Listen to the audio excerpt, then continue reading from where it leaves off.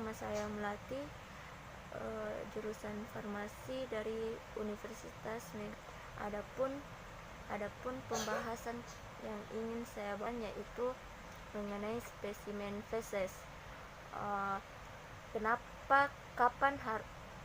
Kapan pemeriksaan feses harus dilakukan? Uji feses adalah pemeriksaan yang dilakukan pada sampel feses atau tinja guna mendiagnosis adanya penyakit pada sistem pencernaan. Pemeriksaan ini mampu mendeteksi adanya infeksi karena bakteri, virus, parasit, hingga penyakit lainnya, seperti penyebaran gizi yang kurang baik sampai kanker.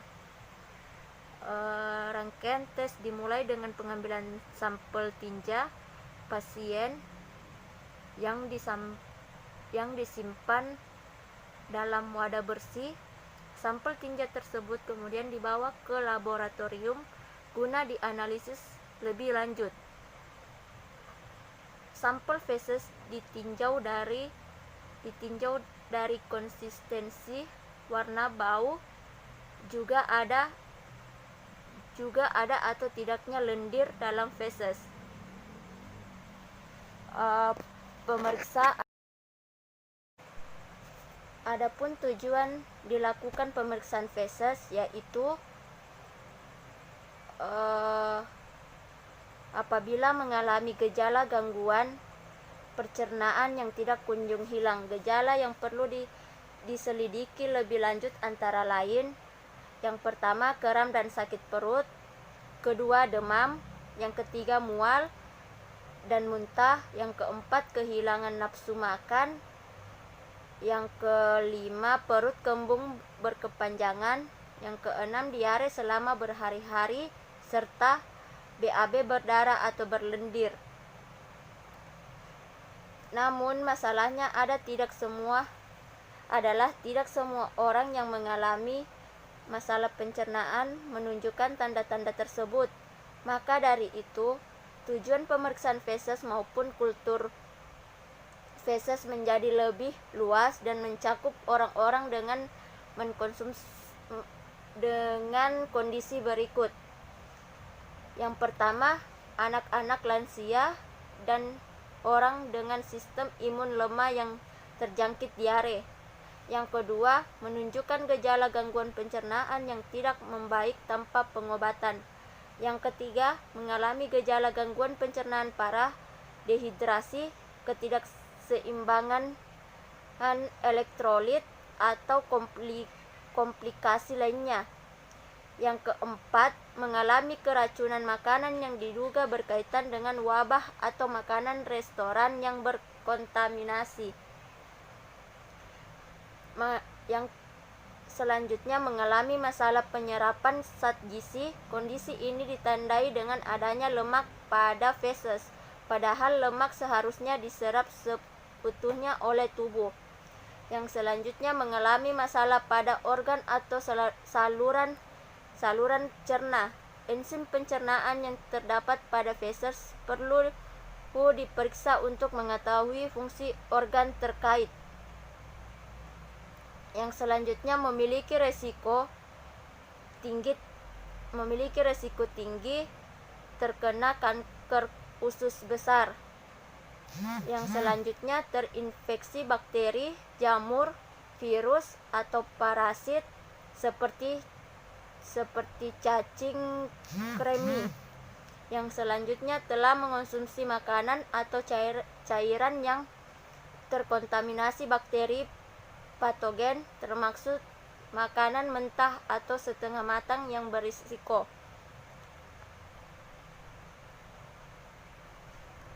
Adapun kultur feses dilakukan untuk mengetahui penyebab infeksi seperti bakteri, virus, jamur, atau parasit.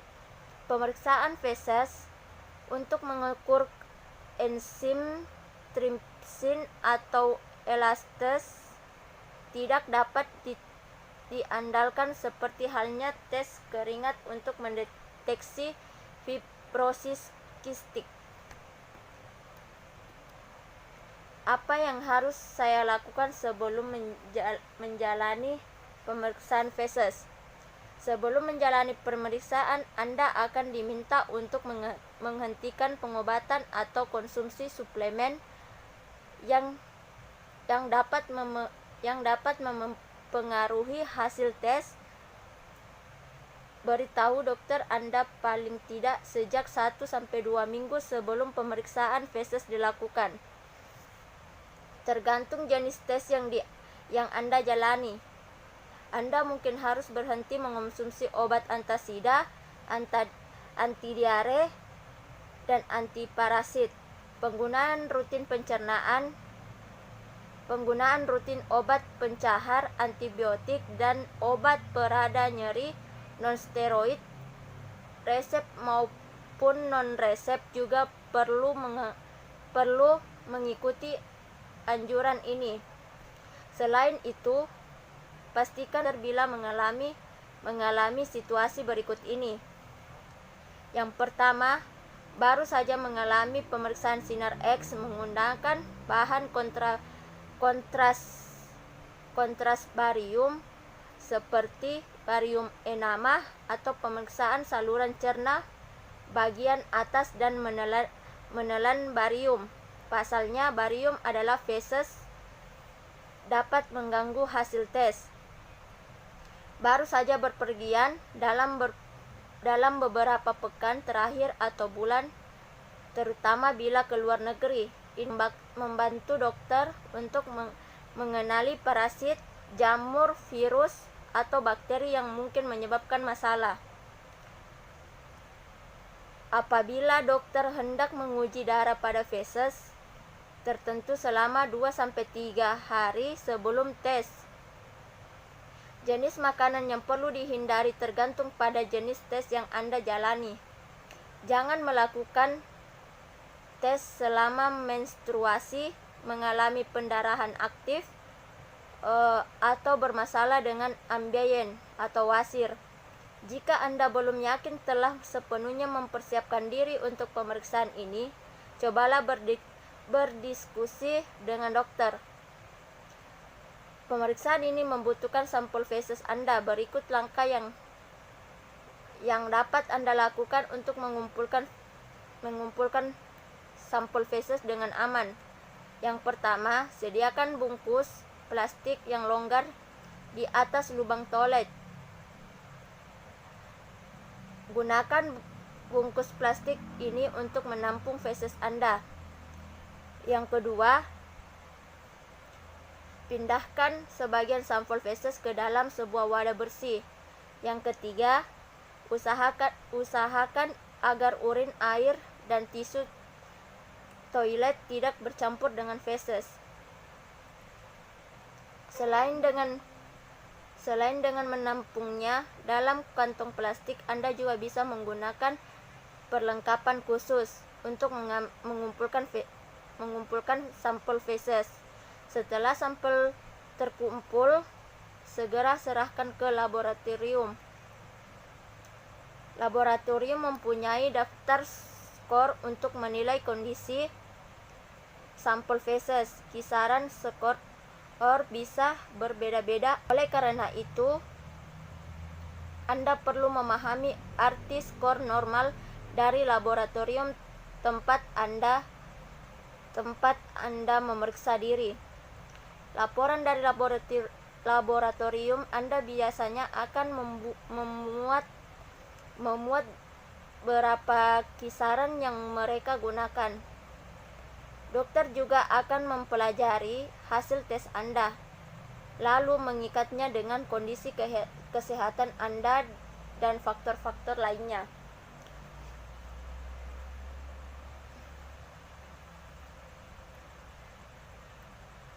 Nilai abnormal pada feses bisa menjadi petunjuk dari berbagai macam kondisi sebagai berikut. Yang pertama, kadar lemak tinggi. Yang kedua, kadar serat daging tinggi, kadar gula tinggi, pH feses rendah, pH feses tinggi, adanya darah, adanya sel darah putih.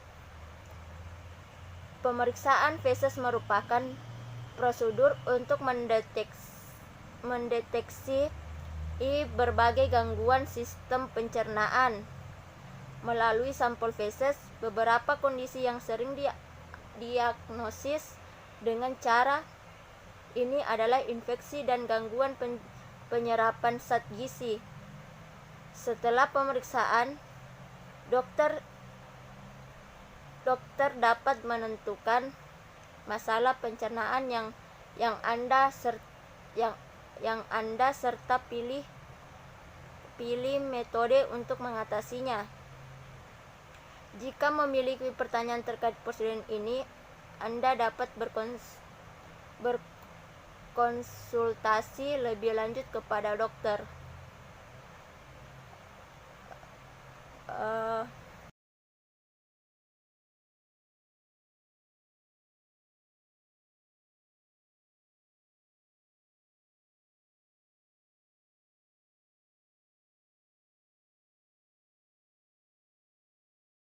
Adapun penyakit yang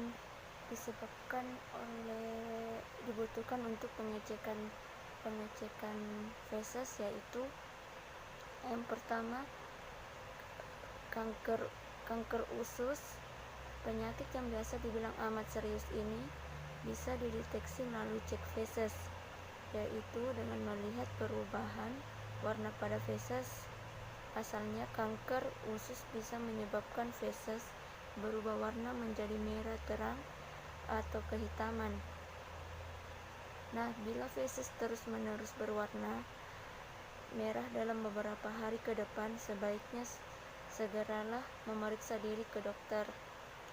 Terus penyakit yang kedua yang biasa untuk pengecekan feses yaitu diare dengan gangguan empedu. Selain melihat berikutnya, diare dan gangguan empedu juga bisa diketahui dengan melihat warna feses. Umumnya feses yang berwarna kehijauan sebenarnya masih bisa dikatakan normal. Hal ini disebabkan karena biasanya mengonsumsi sayuran, suplemen zat besi, ataupun makanan dan minuman dengan pewarna hijau, disebabkan oleh makanan yang terlalu cepat disalurkan ke usus besar. Hal tersebut terjadi karena adanya gangguan pada empedu, sehingga organ tersebut tidak sempat mencerna makanan dengan sempurna. Selain itu, feses berwarna hijau juga sering ditemukan pada orang yang sedang mengalami diare. Penyakit yang ketiga yaitu penyakit kaliak. Selain warna hijau, feses yang berwarna coklat dan kuning juga masih bisa dikatakan normal. Warna coklat pada feses disebabkan karena adanya zat bilirubin yang dihasilkan oleh hati dan dikeluarkan melalui feses. Sedangkan bakteri dan enzim pencernaan di usus berperan dalam membuat warna feses menjadi kuning. Namun bila feses berwarna kuning terlihat berminyak dan berbau busuk, kamu perlu mewaspadainya. Pasalnya kondisi tersebut menandakan adanya gangguan pencernaan seperti penyakit celiak. Penyakit ini biasa membuat feses mengalami kelebihan lemak. Penyakit celiak biasa mengonsumsi makanan yang mengandung gluten tinggi seperti roti dan sereal. Yang keempat, masalah lambung. Bila kamu mengalami masalah lambung seperti MA, kondisi ini juga bisa diketahui melalui cek feses. Saat mengalami MA, feses biasanya mengalami perubahan warna menjadi hitam dalam beberapa kasus. Perubahan ini juga bisa disebabkan oleh saluran pencernaan bagian atas seperti lambung atau kerongkongan yang mengalami perdarahan. Selain masalah lambung seperti warna feses yang menghitam juga bisa mengindikasikan adanya penyakit lebih serius, yaitu kanker. Namun adanya perubahan warna pada feses ini juga disebabkan oleh efek samping yang umumnya ketika kita mengonsumsi suplemen zat besi. Yang kelima, penyakit gangguan hati. Tidak hanya bisa membantu mengidentifikasi penyakit pada saluran pencernaan, pada pankreas, cek feses juga bisa dilakukan untuk fungsi organ hati.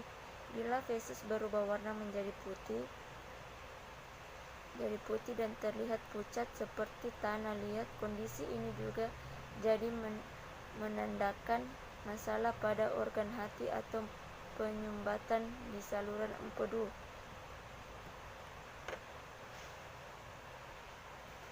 Adapun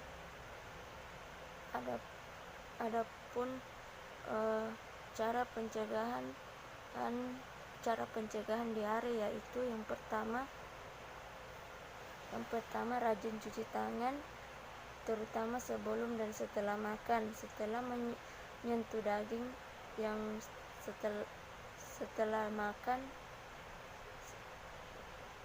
sebelum dimasak, sehabis dari toilet atau setelah bersin dan batuk, bersihkan tangan dengan sabun dan bilas dengan air bersih. Yang kedua, mengonsumsi makanan yang sudah dimasak. Yang ketiga, minum air secukupnya. Yang ketiga, makan makanan yang bergizi.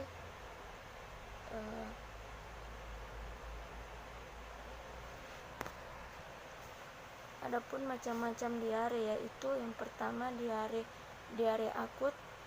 Diare akut yaitu diare yang berlangsung kurang dari 1 minggu. Yang kedua, diare persisten. Diare yang disebabkan oleh infeksi dan berlangsung lebih dari 14 hari.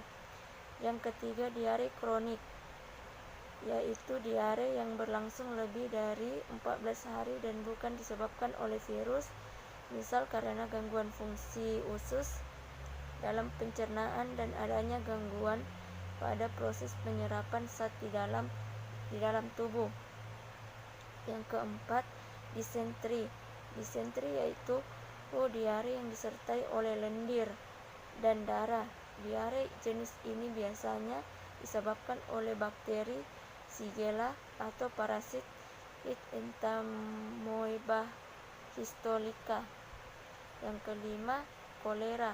Diare jenis ini adalah diare yang sangat cair, hampir tidak ditemukan ampas tinja sama sekali. Penyebab diare. Pada dasarnya, baik penyebab diare pada bayi dan anak serta penyebab diare pada orang dewasa tidak jauh berbeda. Sebagian besar diare pada bayi dan anak disebabkan oleh infeksi rotavirus. Selain itu, bakteri dan parasit juga dikatakan menjadi penyebab diare untuk semua usia.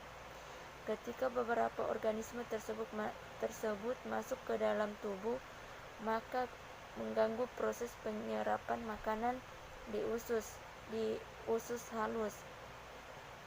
Akibatnya, makanan tidak dapat dicerna dengan baik dan langsung masuk ke usus besar. Makanan yang tidak dicerna dan tidak diserap usus akan menarik air dari dinding usus. Proses transit di usus pun menjadi singkat, sehingga air tidak sempat diserap oleh usus besar. Hal ini yang menyebabkan tinja menjadi berair saat mengalami diare. Penyebab diare pada orang dewasa, anak-anak adalah infeksi tinja menjadi berair saat mengalami diare. Usus yang terjadi karena konsumsi makanan atau minuman yang kotor dan berkontaminasi.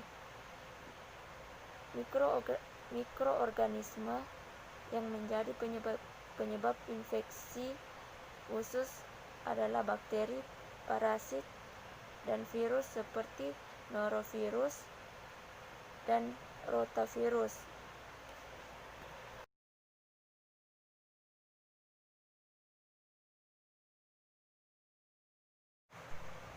Itulah tadi pembahasan dari spesimen feses yang sempat saya jelaskan. Lebih dan kurangnya mohon dimaafkan. Assalamualaikum warahmatullahi wabarakatuh.